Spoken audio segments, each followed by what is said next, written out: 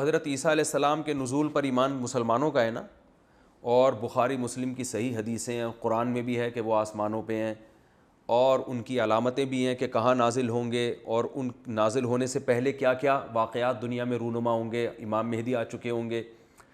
تو یہ سب چیزیں تو مسلمانوں کو پتہ ہے نا. اب حضرت عیسیٰ علیہ السلام نازل ہوں اور وہ یہ دعویٰ کریں کہ میں عیسیٰ ابن مریم ہوں، اور عیسائی اور یہودی وہ سب سے پہلے، یا جو ہندو ہیں یا دوسرے لوگ ہیں، وہ ان کے معجزات دیکھنا شروع کر دیں، تو وہ سب سے پہلے وہ حضرت عیسیٰ سے پوچھیں گے کہ آپ کے سچے ہونے کی کیا علامت ہے. حضرت عیسیٰ کیا فرمائیں گے؟ بھائی جو مسلمانوں کے نبی ہیں انہوں نے مجھے پہلے میری بشارتیں دے دی تھیں. تو ساری دنیا پھر مسلمانوں کی طرف دیکھے گی نا کہ یہ ایمان لاتے ہیں کہ نہیں لے کر آتے. اگر یہی ایمان نہیں لے کر آ رہے، یہ ان کتابوں کو چھپا دیں، ان حدیثوں کو چھپا دیں، تو پھر نتیجہ کیا نکلے گا کہ یہ حضرت عیسیٰ پر ایمان لانے کی راہ میں رکاوٹ بن جائیں گے سب سے بڑی. یہ ان حدیثوں کو اگر چھپا دیں اور ان آیتوں کو اور ان نشانیوں کو چھپا دیں، تو اس سے حضرت عیسیٰ علیہ السلام کو کس قدر تکلیف ہوگی. یہ میں ایک مثال دے رہا ہوں، حقیقت میں ایسا ہوگا نہیں. جب نازل ہوں گے تو حدیث میں پتہ چلتا ہے کہ یہ امت ان پر ایمان لائے گی، ان کو تسلیم کرے گی. لیکن اگر نہ کرے تو پھر کتنی تکلیف ہوگی نا. وہ بار بار مطالبہ کریں گے، بھائی تمہاری بخاری میں، تمہاری مسلم میں میری علامتیں لکھی ہیں تو لوگوں کو بتاؤ نا. تو یہی حال رسول اللہ صلی اللہ علیہ وسلم کے ساتھ یہودیوں نے کیا. سب سے زیادہ نبی صلی اللہ علیہ وسلم کی علامتیں تو حضرت عیسیٰ نے، حضرت موسیٰ نے بیان کی ہیں تورات میں اور انجیل میں. تو ایمان نہیں لے کر آتے تو مسلمانوں کو تکلیف ہوتی. تو اللہ نے فرمایا کہ آپ غم نہ کریں، ان کی حرکتیں پہلے سے ہی ایسی ہیں. صحیح ہے نا. یہ ان کی حرکت، انہوں نے اپنے پیغمبروں کو نہیں معاف کیا، اور یہ اتنے ڈھیٹ ہیں، یہ تو انتظار میں لگے ہوئے تھے کہ کوئی کتاب آئے. تو جو ایسے ڈھیٹ لوگ ہوتے ہیں وہ اگر گواہی آپ کے حق میں نہ دیں تو پھر ان سے غمزدہ انسان کو نہیں ہونا چاہیے. ہاں یہودی میں بہت سے ایمان بھی لے کر آئے اور قرآن نے ان کی تعریف بھی کی ہے، اور عیسائیوں میں تو بہت زیادہ لے کر آئے. تو یہیں سے اس کا اللہ نے تذکرہ کیا، وَلَقَدْ آتَيْنَا مُوسَى الْكِتَابَ، تحقیق ہم نے موسیٰ کو بھی کتاب دی، وَقَفَّيْنَا مِن بَعْدِهِ بِالرُّسُلِ، اور ان کے بعد پے در پہ بہت سارے پیغمبروں کو ہم لے کر آئے. وَآتَيْنَا عِيسَى ابْنَ مَرْيَمَ الْبَيِّنَاتِ، اور بالآخر آخر میں کون آئے بنی اسرائیل میں؟ عیسیٰ ابن مریم، واضح دلائل کے ساتھ. وَأَيَّدْنَاهُ بِرُوحِ الْقُدُسِ، اور مقدس روح یعنی جبریل کے ذریعے ہم نے ان کو طاقت بھی دی.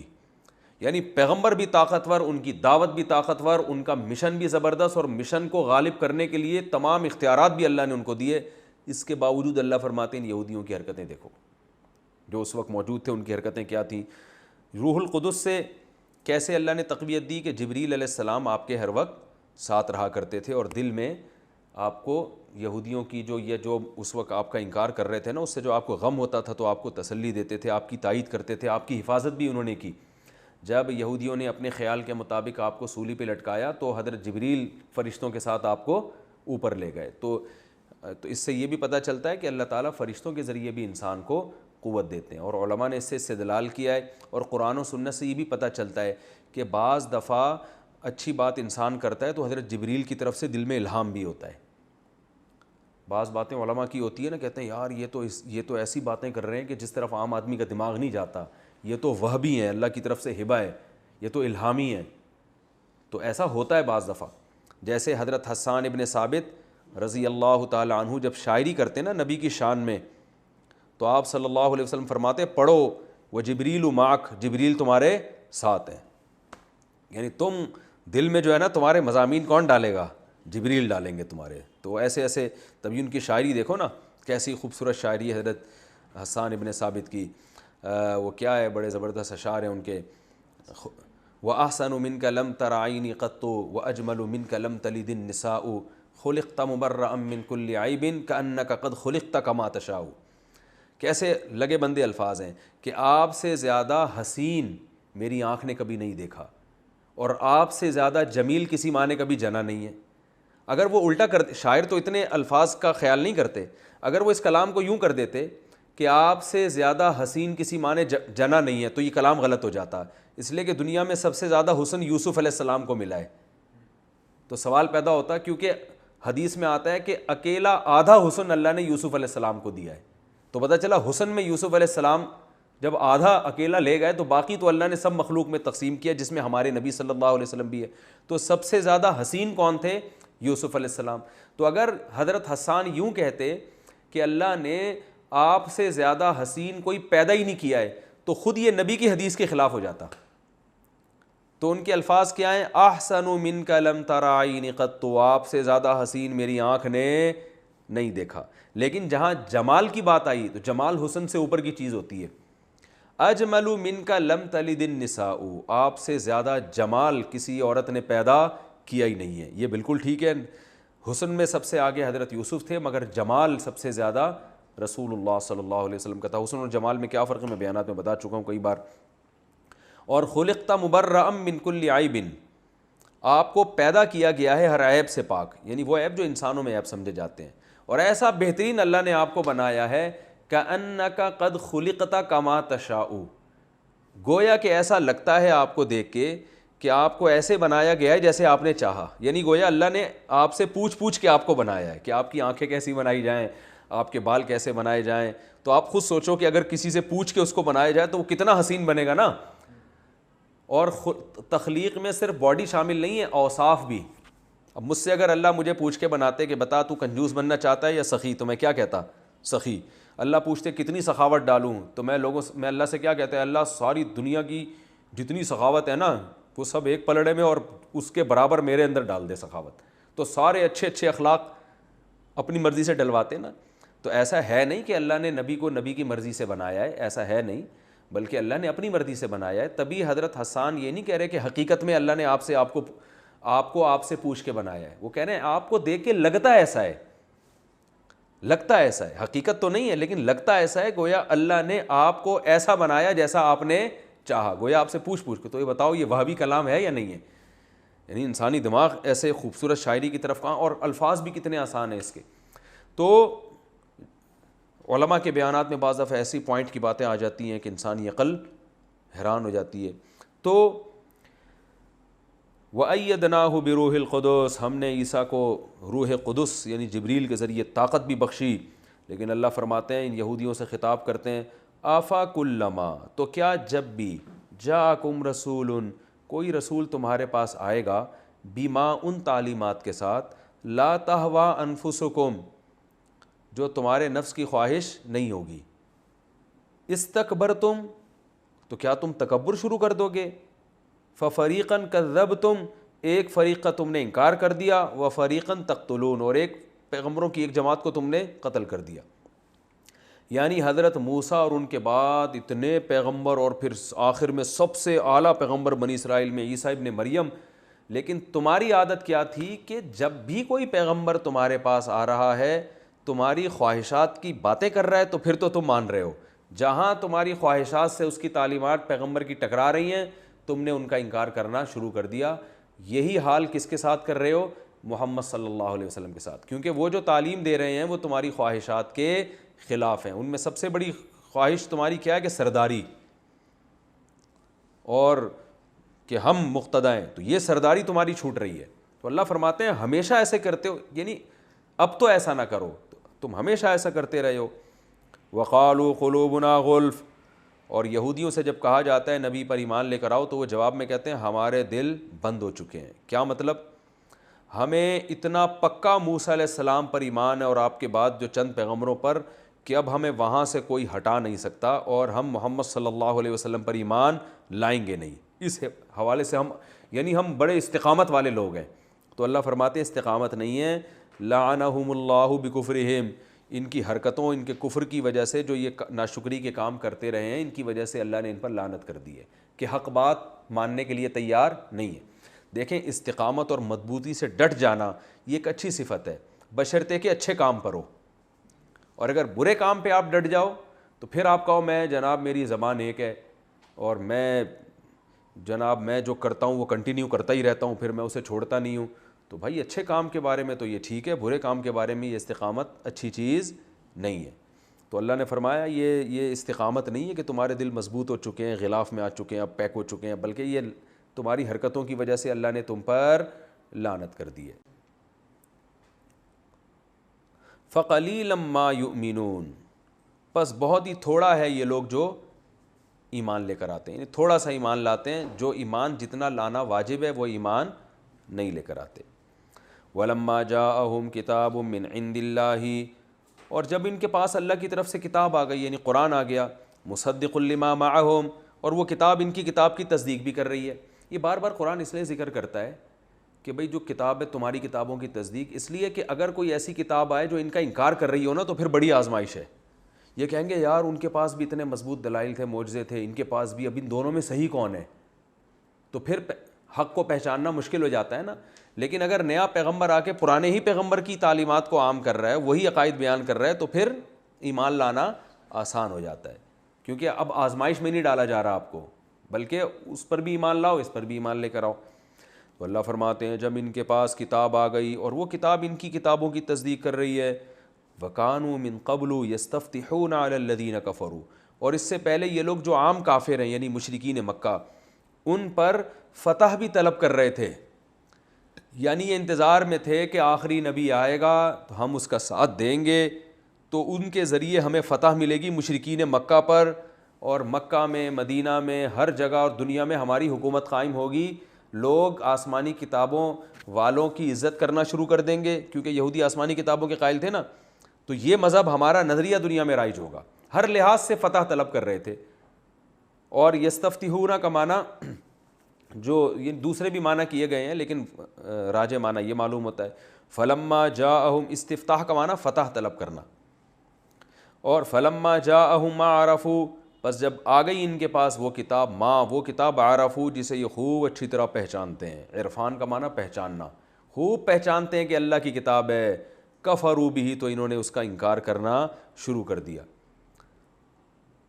کیوں انکار کرنا شروع کر دیا؟ اس لیے کہ ان کو اندازہ ہوا کہ یار اگر ہمیں نبی کا ساتھ دیں گے تو دنیا پہ غلبہ تو حاصل ہوگا، لیکن اس کے لیے پہلے اپنی چودراہٹ بھی چھوڑنی پڑے گی، ٹھیک ہے نا.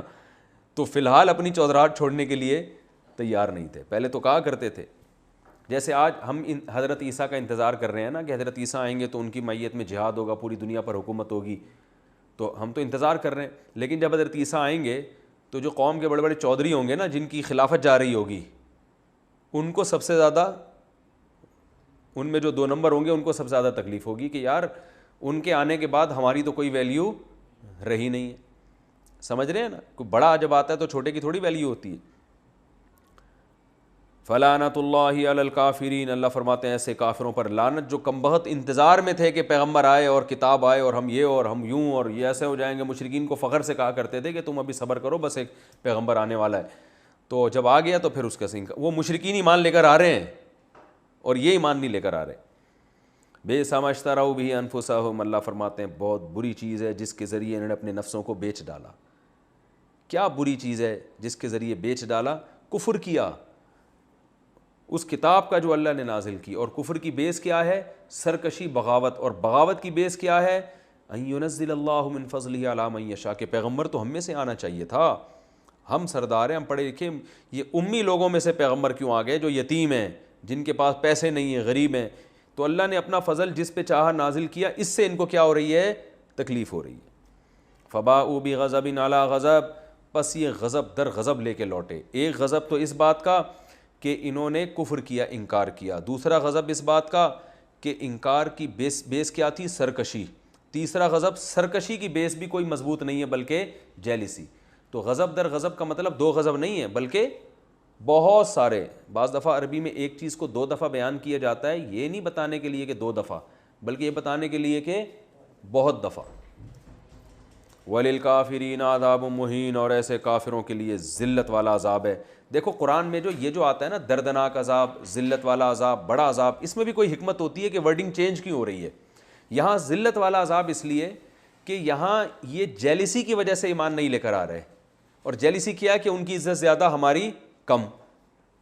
تو اللہ فرماتے ہیں تمہیں جو عذاب ملے گا وہ ہوگا ہی تمہیں ذلیل کرنے کے لیے. تو جس عزت کی وجہ سے تم نبی صلی اللہ علیہ وسلم کا انکار کر رہے ہو نا، وہی عزت جب جہنم میں جاؤ گے تو وہ کیا ہو جائے گی؟ ختم ہو جائے گی. تو وہ صرف تکلیف دہ عذاب نہیں ہے بلکہ رسوا کرنے والا بھی عذاب ہے. تو مہین کا لفظ یہاں اس لیے لے کر آئے ہیں. قرآن کے جو بلاغت بہت ہے، قرآن میں ایک ایک لفظ جو آیا ہے نا، وہ کوئی نہ کوئی اس کے پیچھے وجہ ہوتی ہے.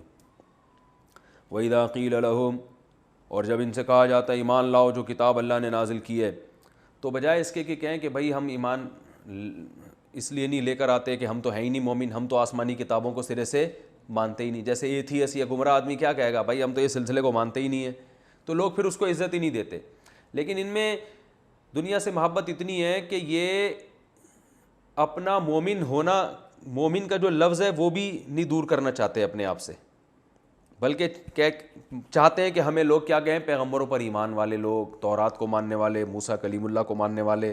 تو یہ لفظ اور یہ لقب بھی اپنے سے ہٹانا نہیں چاہتے, انکار بھی کر رہے ہیں سچے پیغمبر کا, اور چاہتے ہیں کہ جیسے ہم کہتے ہیں نا پیڑے کھانے کا, فری میں پیڑے کھانے کا شوق, کہ کفر بھی کر رہے ہیں لیکن لیبل کیا چاہتے ہیں, ایمان کا لیبل لگا رہے. تو ان آیتوں میں اللہ نے ان کے ایمان کی حقیقت بیان کی ہے کہ ایمان کا لیبل جو تم نے لگایا ہوا ہے یہ بھی صرف فارمیلٹی پوری کی ہوئی ہے, ورنہ جن پیغمبروں پر تم ایمان کا دعویٰ کرتے ہو حقیقت میں ان پر بھی تمہارا ایمان نہیں.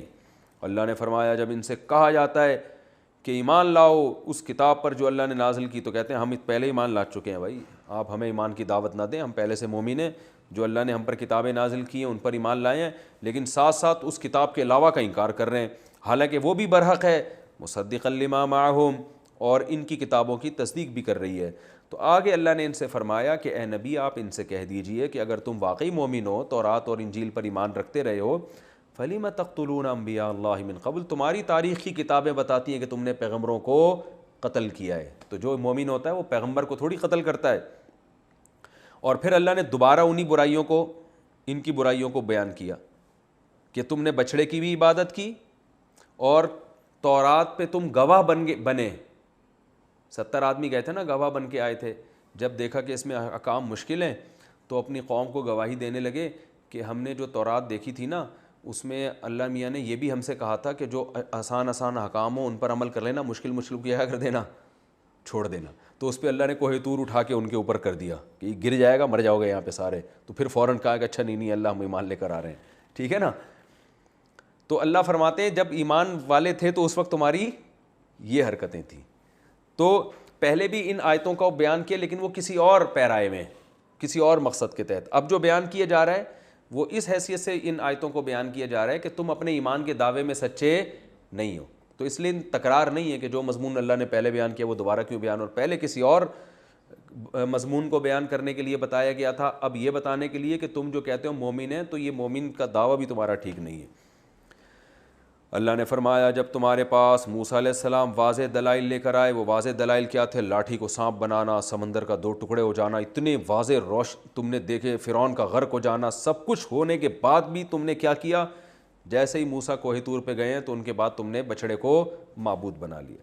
وَأَنْتُمْ ظَالِمُونَ, اور تم بڑے ظالم تھے. اور اس وقت کو بھی یاد کرو جب ہم نے تم سے معاہدہ کیا کہ تورات پر ایمان لے کر آؤ گے, لیکن نہیں لے کر آئے اور کہنے لگے آسان پر عمل کریں گے, مشکل کو چھوڑ دیں گے. تو ہم نے کوہ طور کو تمہارے اوپر اٹھا لیا اور ہم نے کہا خذوا ما آتیناکم بقوہ, پکڑو اس کو مضبوطی کے ساتھ اور سنو جو کچھ اس میں لکھا ہوا ہے. قالوا, تو کہنے لگے سمعنا وعصینا, ہم نے سن لیا مگر ہم مانیں گے نہیں. یہ جو سمعنا وعصینا ہے نا, ظاہر ہے کوئی زبان سے یوں تھوڑی کہے گا ہم نے سن لیا اور ہم نے نہیں مانیں گے, یعنی اوپر سے کہا کہ ہم نے سن لیا اور دل میں کیا تھا؟ مانیں گے نہیں. دل میں یہی تھا کہ ڈنڈی مارنے کا جہاں موقع ملے گا صحیح ہے نا, اللہ بچائے. لیکن سارے ایسے نہیں تھے, یاد رکھو قرآن میں جگہ جگہ اہل یہود میں جو اچھے لوگ تھے ان کی تعریف بھی ہے. بہت سے ان میں اچھے تھے جن کی نسل میں آگے پیغمبر پیدا ہوئے ہیں. داؤد علیہ السلام بھی تو بنی اسرائیل میں ہی تھے نا, تو وہ تو بہت اچھے تھے. جالوت کے خلاف جو لڑنے والے تھے وہ بھی تو بنی اسرائیل میں تھے نا, تو سارے خراب نہیں تھے, میجورٹی کی بات ہو رہی ہے. تو اللہ فرماتے ہیں کہ مان لیا لیکن عمل سے کیا ثابت کیا؟ یا تو عصینا کا یہ مطلب ہے کہ دل میں کہنے لگے ہم نہیں مانیں گے, یا یہ کہ زبان سے کہا سن لیا مگر عمل جو تم نے کیا اس سے بزبان حال تم نے یہ بتایا کہ ہم عمل نہیں کریں گے. تو اس میں صحابہ کی بھی فضیلت ثابت ہوتی ہے اس آیت میں. وہ ایسے کہ سورہ بقرہ کی آخری آیات میں اللہ نے جو صحابہ کا بیان کیا نا, قالوا سمعنا واطعنا غفرانک ربنا والیک المصیر, کہ یہ کہتے ہیں اللہ ہم نے سن لیا اور ہم کیا کریں گے؟